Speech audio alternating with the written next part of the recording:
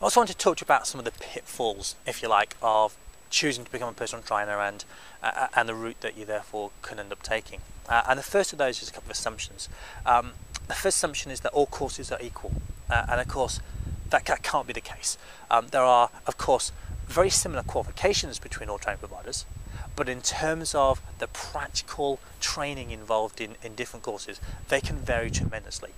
Many providers will have a classroom and will borrow gym time or gym space from a local club. It could be a nice club like David Lloyd, for example, but it's still not training within their own facilities, where you could spend, if you needed, all day in a practice facility developing the key skills that you need to develop. And instead, there's limited time in off-peak times to be able to access some of those training facilities.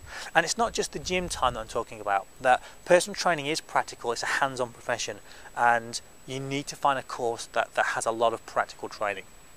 It's not just in the gym, it's developing those mobile PT skills, it's developing outdoor PT skills, studio skills, but also away from exercise altogether, it's that ability to coach nutritional change, to deliver a supermarket tour, to be able to work with food diaries, to do a full body composition analysis or postural assessment.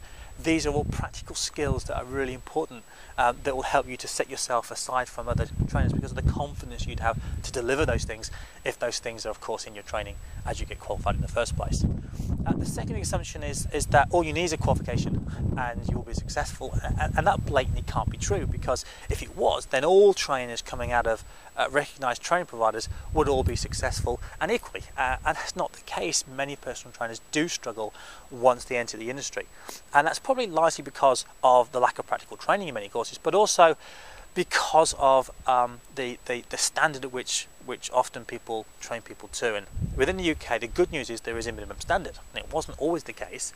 It used to be, not long ago, that you could train yourself, that you could just feel that you were good in the gym and therefore could start to train somebody else, and that's no longer the case. You now need to have insurance and be registered, and the level at which that is set is what's called REP level 3, and that's the Register of Exercise Professionals level 3.